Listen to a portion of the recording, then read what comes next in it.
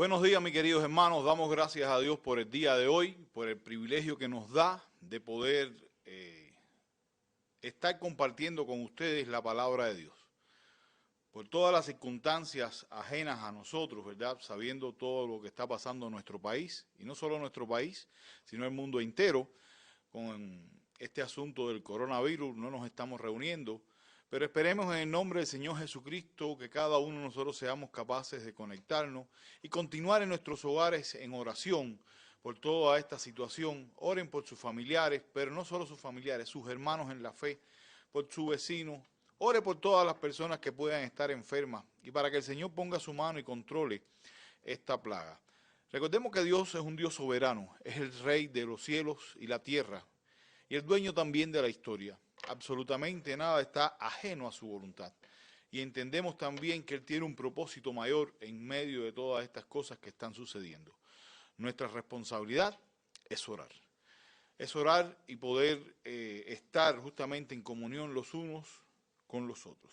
También quiero anunciarle, mis amados hermanos, y pedirle por favor que si ustedes son tan amables de enviar su correo electrónico o su número de teléfono a este número que ustedes van a estar mirando ahora en pantalla, para que nosotros poder darle una serie de instrucciones e incluso vamos a estar anunciando cuando tendremos las reuniones ya formalmente acá con todo el servicio. Pero quisiera también darle, porque algunos hermanos nos han estado preguntando acerca de las ofrendas, cómo van a poder donar, etcétera, etcétera. Y no queremos hacerlo de esta manera pública. Nos gustaría más que usted pues nos envíe su correo electrónico a este número que apareció en pantalla, lo vamos a volver a poner ahora, para que usted, o a mi correo electrónico también, que también va a salir en la pantalla, para poder mantener una comunicación entre toda la iglesia y poder mantener unidos justamente en todas las cosas que queremos hacer.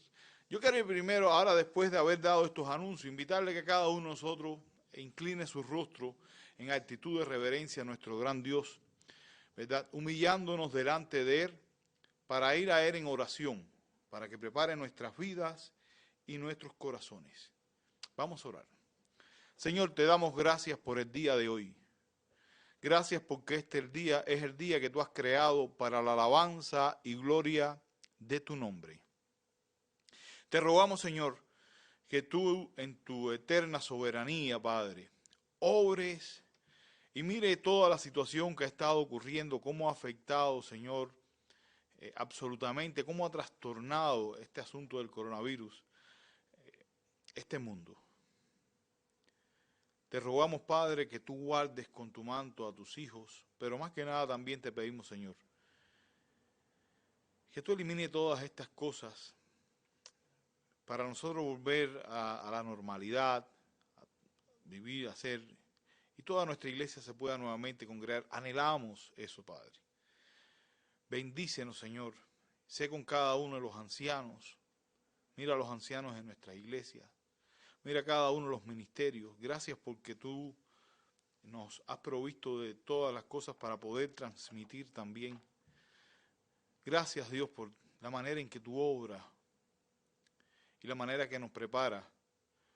Porque lo más importante en todo esto es que tu palabra, Señor, sea predicada en todo momento.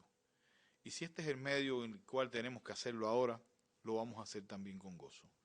Oramos y nos presentamos delante de ti también para que tu palabra taladre en nuestros corazones y cambie absolutamente todo lo que necesita ser transformado en nuestras vidas. Gracias, Dios, por este privilegio. En el nombre de Jesucristo oramos. Amén. Bien, hermanos, qué bueno es que hoy podamos nuevamente estar atentos, ¿verdad?, a las Escrituras, como hemos estado haciendo hasta el día, en todos estos días. Y como siempre hemos estado hablando, manteniendo justamente nuestra serie de sermones, estamos hablando del libro de los Hechos. En este precioso libro, ¿verdad?, donde encontramos al apóstol Pablo, estamos por el capítulo 19, donde encontramos al apóstol Pablo hablando de manera extraordinaria y predicando el Evangelio.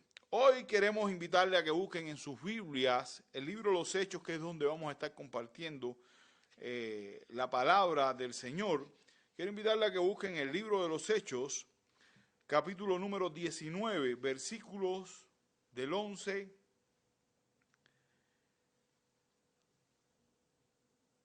en adelante. Dice de esta manera las Escrituras: y hacía Dios milagros extraordinarios por medio de Pablo, de tal manera que aún se llevaban a los enfermos los paños delante de su cuerpo, y las enfermedades se iban de ellos, y los espíritus malos salían. Pero algunos de los judíos exorcistas ambulantes intentaron invocar el nombre del Señor Jesús sobre los que tenían espíritus malos, diciendo: os conjuro por Jesús, el que predica Pablo. Había 7 hijos de un tal Esceva, judío, jefe de los sacerdotes, que hacía esto. Pero respondiendo el espíritu malo, dijo: a Jesús conozco y sé quién es Pablo, pero vosotros, ¿quién sois? Y el hombre en quien estaba el espíritu malo, saltando sobre ellos y endemoniándolo, pudo más que ellos, de tal manera que huyeron de aquella casa desnudos y heridos. Hasta aquí, que el Señor bendiga su palabra. Señor, gracias por tu palabra y gracias por el privilegio que nos da de poder compartirla y poderla traer. En el nombre de Jesucristo oramos. Amén. Hermano, qué bueno es poder comprender un poco este texto, ¿verdad? Ya estuvimos hablando la semana pasada de la primera parte del capítulo número 19. Ahí hablábamos de la manera en que ellos habían recibido el Espíritu Santo, aquellos 12 hombres. Ellos decían que habían sido bautizados en el nombre de Jesús.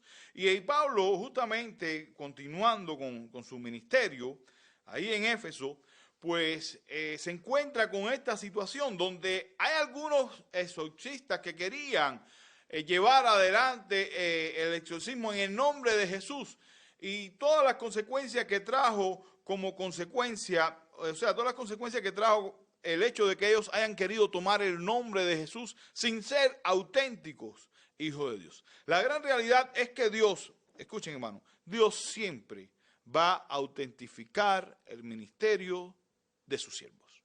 Ya hay algunos puntos que queremos estar compartiendo de este pasaje con ustedes, que entendemos que son algunos aspectos claves para poder comprender justamente esto. Y lo primero que quiero compartir con ustedes es que tenemos que notar cómo Dios usó las señales y prodigios para autentificar el ministerio del apóstol Pablo. El texto nos dice que Pablo hacía milagros. Si ustedes se detienen por un momento, se van a dar cuenta de esto. Las Escrituras no dicen que Pablo hacía milagros, sino que Dios hacía los milagros por medio de Pablo. Que hay una gran diferencia en todo esto. Les leo el versículo número 11, dice: y hacía Dios milagros extraordinarios por mano de Pablo. O sea, Lucas está interesado en este caso de que sus oyentes comprendieran que no se trataba de Pablo.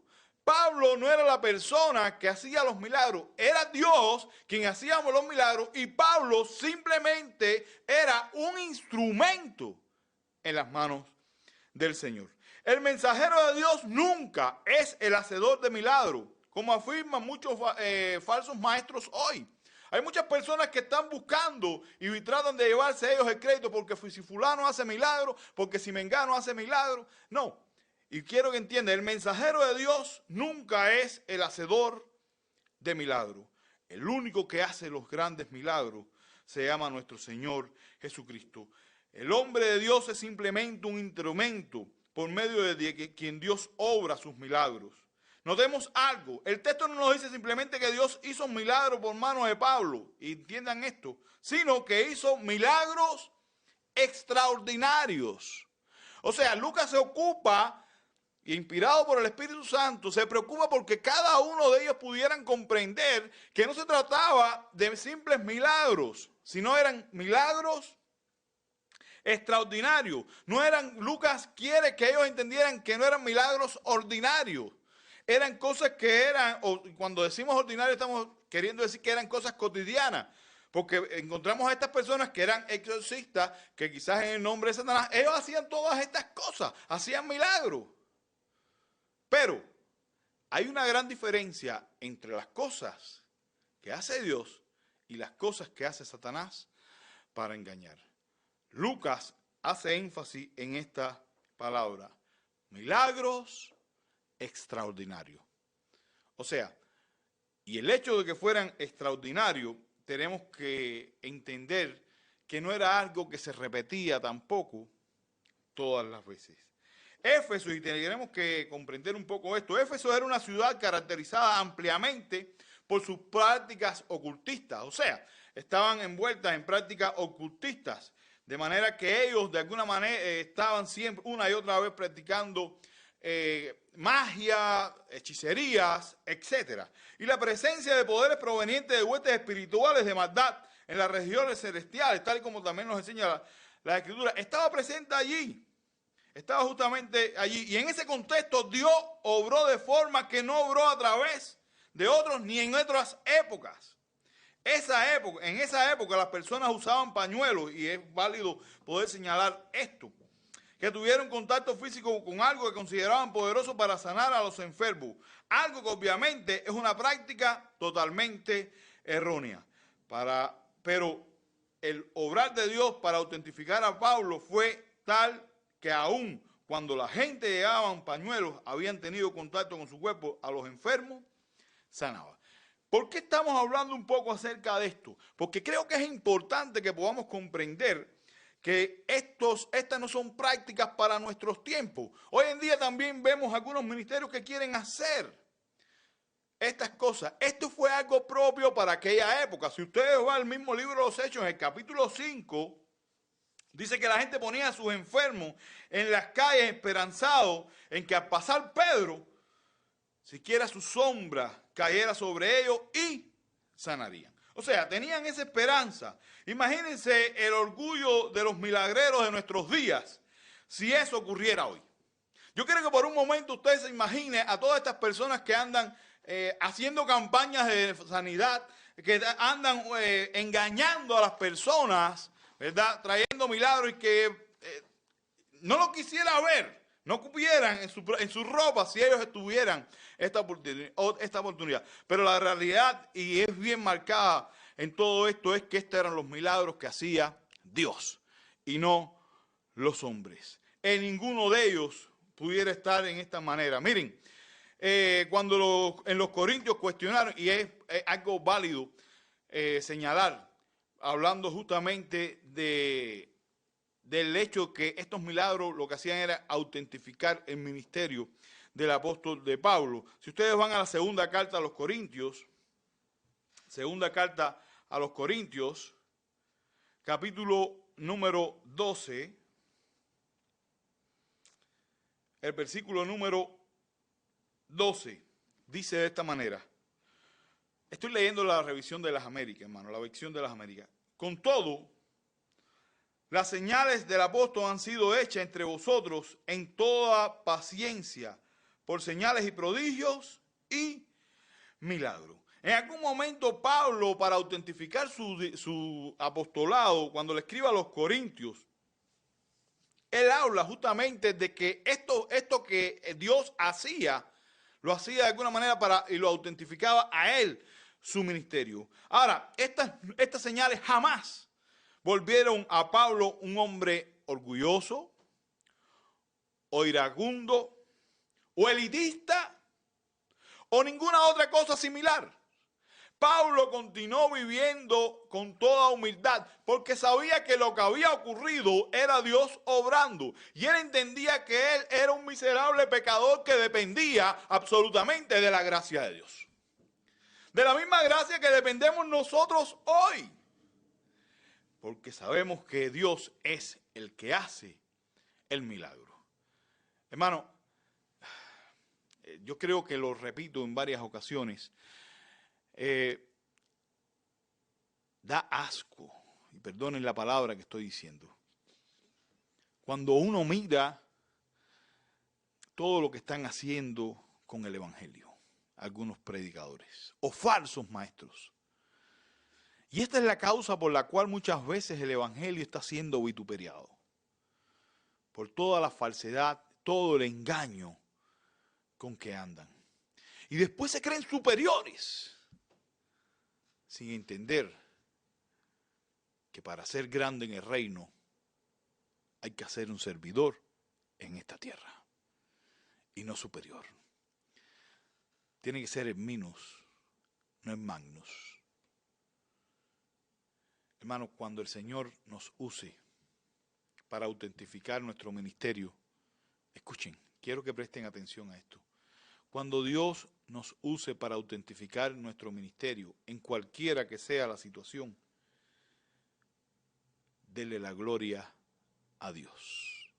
Porque Él es quien obra y no usted. Y quiero que estén atentos a esto, ojo con esto. Esto no justifica, este pasaje no justifica la práctica de algunos falsos maestros que han vendido pañuelos hoy en día de colores y hacen y deshacen y hacen alarde de ser personas ungidas y que si tocan las personas se caen y si que el otro, que si lo tocan, que si caen se les enferma, el otro que si les tiró un brazo. Todas estas patrañas, hermano, este pasaje no las justifica. Tampoco justifica la práctica de estar tocando pañuelos, o sea, estar haciendo cosas en estos tiempos. Y vuelvo a repetirles, ¿saben por qué no la justifica? Porque estos milagros eran extraordinarios. Eran cosas que no ocurrían frecuentemente. Hoy en día convocan una campaña y si uno remueve el pañuelo, se quita el traje, el saco, y sacuden y las personas se caen, otros que quedan sanos, etcétera, etcétera. Y como lo vemos que lo repetimos, se repite tanto, dejan de ser cosas extraordinarias, son cosas ordinarias. Los milagros que Dios hace siempre son cosas extraordinarias. Esos son milagros. Esos son los milagros que Dios hace. En segundo lugar, hermanos, hay otro aspecto que quiero tratar con ustedes que está en este pasaje. Y es la ausencia del poder del Espíritu, es la marca distintiva de un falso ministerio. Encontramos a estos hombres que estaban tratando de echar fuera milagros en el nombre de Jesucristo. Este punto es importante porque es posible hacer ministerios en el nombre de Cristo, en el poder del Espíritu Santo, como también es posible hacer el ministerio en el nombre de Cristo desprovisto del Espíritu Santo. Los falsos maestros usan el nombre de Cristo en un contexto errado. Predican el evangelio distorsionado y dicen hacer grandes milagros, pero apuntan a su persona y no a la persona de Jesús. La marca distintiva de estas personas es que en ellos no mora el Espíritu Santo, aun cuando lo toman como su emblema. Aun cuando muchos dicen que son los superungidos, que son los apóstoles de estos tiempos, aun cuando dicen hablar en el nombre del Señor, siempre apuntan a su propia persona. Aquellas personas que tienen el poder del Espíritu Santo, aquellas personas que han sido ungidas por el Espíritu Santo, nunca van a querer recibir la gloria. La gloria siempre se la dan al que es digno, al Cordero, al Hijo de Dios. Esto hace distintivo a un Hijo de Dios. Estos hombres quisieron hablar en el nombre del Señor y las palabras fueron bien claras. Dijo, a Pablo conozco, pero ustedes no sé quiénes son. ¿Quiénes son? Decía el demonio. No podían hablar en el nombre de alguien que no conoce. En la época de Jesús vemos a través de los supuestos exorcistas, que esto era algo abundante. Eran personas que salían, ¿verdad?, de manera a caminar y iban echando supuestamente milagros. Y lo hacían supuestamente a través de una serie de magias y prácticas ocultistas, tal y como está reflejado acá. De manera que cuando ellos vieron a Pablo exorcizar a algunos poseídos, pensaron que esto era otro truco más que hacía el uso del nombre de Jesús para llevar a cabo la liberación del demonio. Y por eso es que dijeron, bueno, si Pablo lo dice en el nombre de Jesús, yo también lo voy a hacer. Me supongo que en su ignorancia decían esto. Me supongo que en medio de su ignorancia hacían esto. La diferencia es que estos exorcistas quisieron hacer uso del nombre de Jesús como si tuviera un poder mágico a la hora de liberar un hombre. Y la realidad es otra. La realidad es que Pablo hacía uso del nombre de Jesús porque el mismo Señor le había dado toda la potestad al Señor Jesús. Y en esa potestad es que Pablo podía hablar, en ese poder, en el poder de Jesús, y no en su propio poder.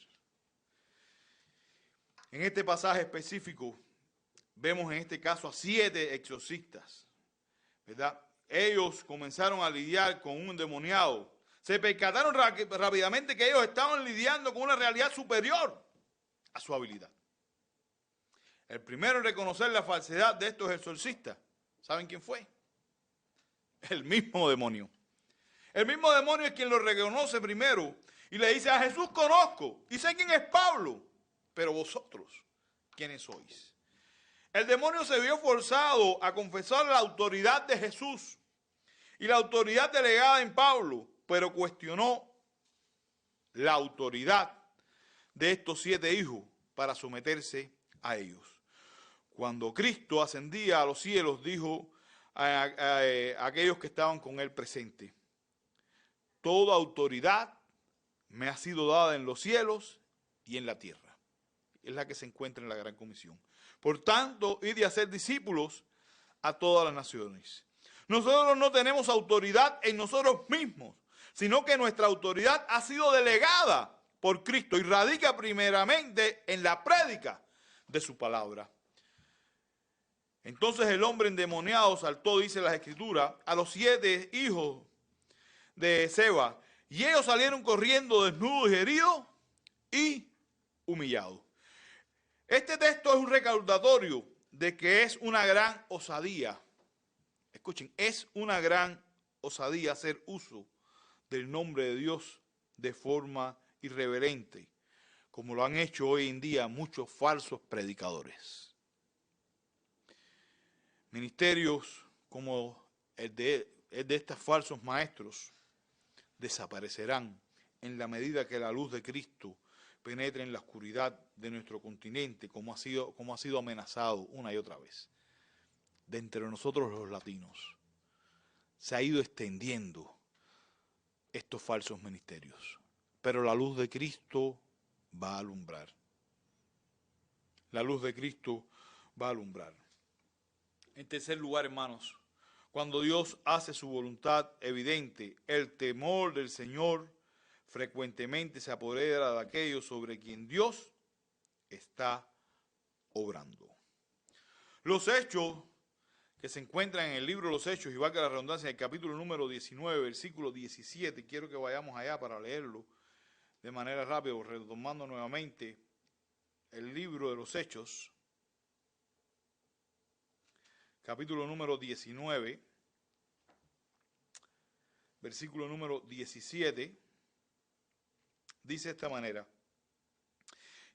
y esto fue notorio a todos los que habitaban en Éfeso, así judíos como griegos, y tuvieron temor todos ellos, y era magnificado el nombre del Señor Jesús. O sea, que Dios hizo evidente el hecho de que estas cosas ocurrieran, que todas estas personas tuvieran temor, y hizo evidente su poder y su autoridad. Produjo 2 efectos este acontecimiento. Primero, el nombre de Jesús, dice el texto, que fue ¿cómo? Exaltado, léanlo. El nombre de Jesús fue exaltado. En otras palabras, la gente aprendió a honrar el nombre de Jesús y a respetarlo. Y el segundo, el temor del Señor se apoderó del pueblo. El temor del Señor es en ese sentido reverente, de honor, de respeto, de asombro que experimentamos cuando consideramos todo lo que su persona representa. Si perdemos el temor del Señor, perdemos rápidamente el temor al pecado, y esto nos lleva a alejarnos de Dios. este milagro produjo en ellos estas dos cosas, hermano. El nombre de Cristo fue exaltado y el temor del Señor también se extendió entre aquella población. Si vamos al libro, quiero invitarles a buscar el libro de los Salmos. Salmos. El Salmo número 36. Salmo 36, los versículos del 1 al 4. Escúchenlo como dice. La iniquidad del impío me dice al corazón, no hay temor de Dios delante de sus ojos. Se lisonjea, por tanto, en sus propios ojos, de que su iniquidad no será hallada y aborrecida. Las palabras de su boca son iniquidad y fraude.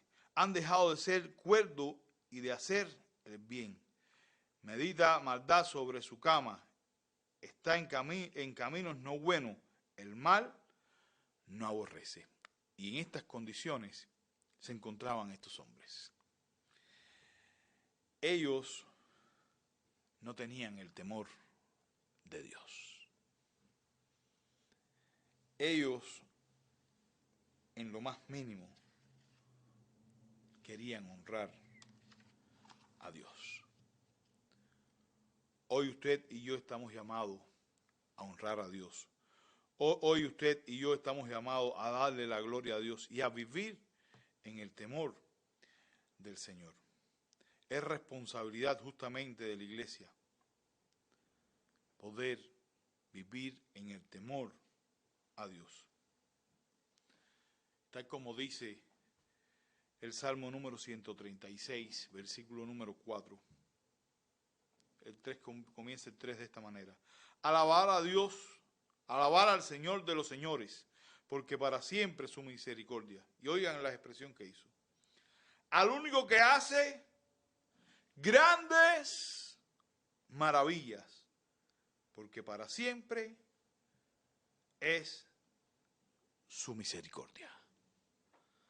Él es el único digno, porque Él es el que hace grandes maravillas. Y a Él es al que amamos, y a Él es a quien nosotros tememos. Hermano, vivamos en ese temor reverente, santo, un temor en adoración a nuestro Dios. En último lugar, hermano, otro de los aspectos que surgen de este tremendo pasaje se encuentra ahí en los versículos 18 y 19. Les leo. Dice de esta manera las Escrituras. Y muchos de los que habían creído venían confesando y dando cuenta de sus hechos. Asimismo, muchos de los que habían practicado la magia trajeron los libros y los quemaron delante de todos. Y hecha las cuentas de sus precios, hallaron que eran 50,000 piezas de plata. Qué tremenda lección en medio de estas circunstancias. Y es que la vida de los que han nacido de nuevo experimentan un cambio radical que frecuentemente conlleva a un alto costo. Fíjense que la vida de estas personas,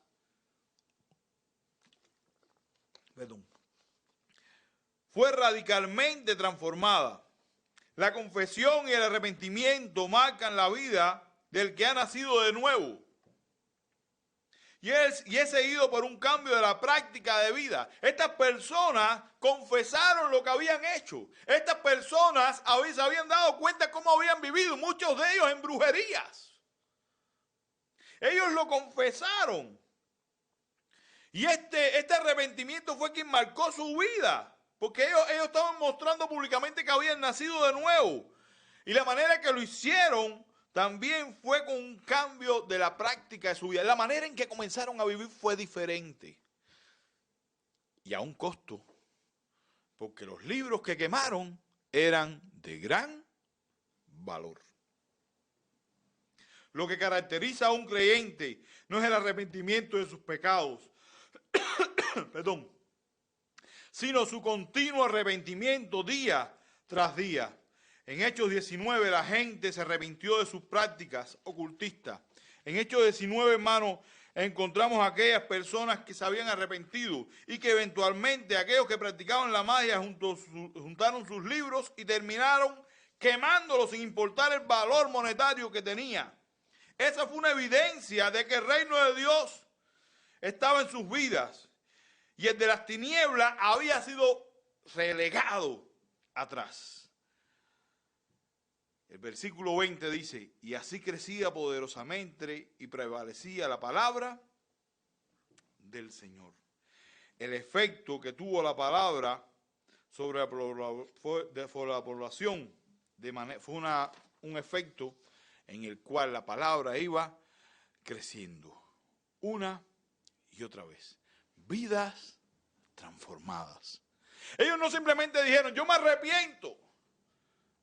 Ellos pagaron un costo. Por ser libres espiritualmente. No les importó absolutamente el valor de los libros. Quizás en nuestro contexto, alguno de nosotros hubiera dicho, vamos a vender estos libros. Si con estos libros podemos hacer un poco de dinero y podemos hacer esto y podemos hacer lo otro. Pero no. Ellos entendieron que estos eran caminos de perdición. Ellos entendieron que estas cosas simplemente iban a ser para perjudicar y llevar en el mal camino a otras personas. Ellos tomaron el buen camino al destruir lo que supuestamente era de un valor monetario. Supuestamente no, era aquello que era un valor monetario, pero no tenía ningún valor en el reino de los cielos. Ellos entendieron lo que era realmente atesorar para el reino de los cielos. Hermano, qué bueno es poder mirar estos ejemplos. Entender justamente que Dios obra una y otra vez en nuestras vidas. Entender que cuando Dios obra, Él es el que es digno de toda la gloria y Él es el que va a autentificar nuestro ministerio. No querramos autentificar nuestro ministerio por medio de los milagros de aquellos tiempos. Dios es el hacedor de milagros. Pero no solamente eso, es Dios quien hace la obra de punta a cabo. Y Él es el único digno de recibir toda la gloria. Qué bueno es poder entender que cada uno de nosotros, hermanos, podamos vivir también en ese temor del Señor. No tengo que mirar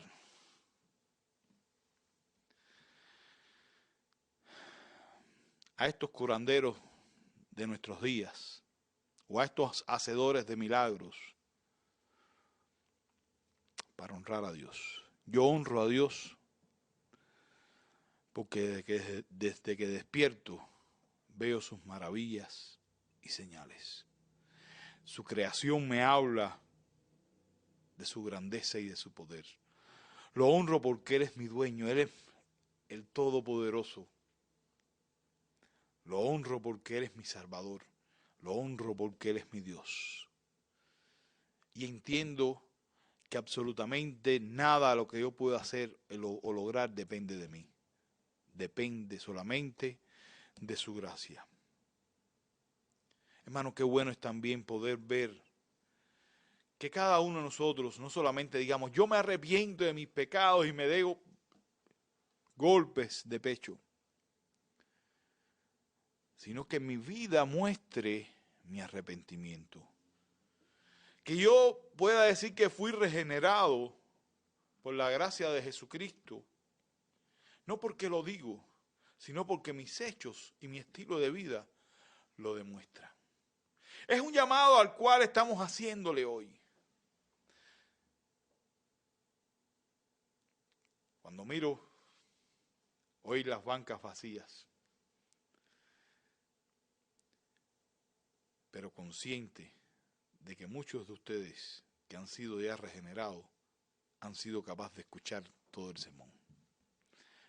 porque lo que le interesa es alimentarse de la palabra. Qué bueno, hermano, que nosotros podamos vivir esa vida, vivir vidas transformadas por la gracia de Dios, transformadas no porque lo digo, sino porque lo vivo. Que el Señor nos bendiga, hermano, y nos dé la fuerza para continuar adelante. Vamos a orar. Soberano Dios, te damos gloria, honra y adoración. Tú eres el único digno de toda la alabanza. Gracias, Señor, porque en tu palabra encontramos que tú eres quien valida los ministerios. Y las cosas que tú haces son cosas extraordinarias. Hoy en día hay personas que andan supuestamente haciendo milagros, pero son ordinarios, Señor. Son cosas comunes y mayormente de personas que se oponen a ti. Tú cuando obras para alabanza y gloria de tu propio nombre. No para que alguien lo reconozca. Y cuando usas a alguien, Señor, y cuando quieras usarnos a nosotros, Señor, danos la fuerza y el valor para ser lo suficientemente humilde, agachar nuestra cabeza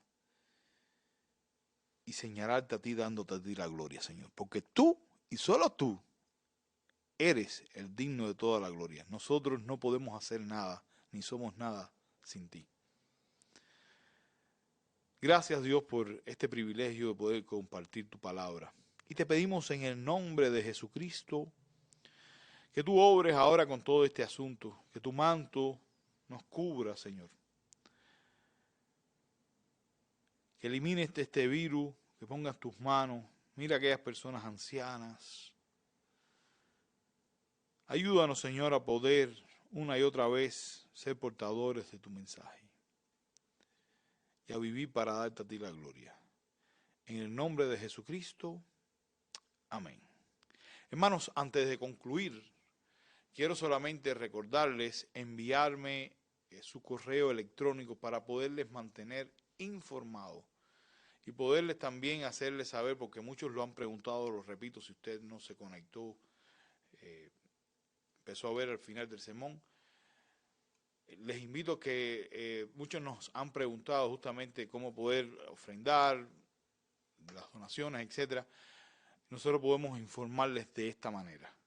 Gracias y que Dios nos bendiga. Amén.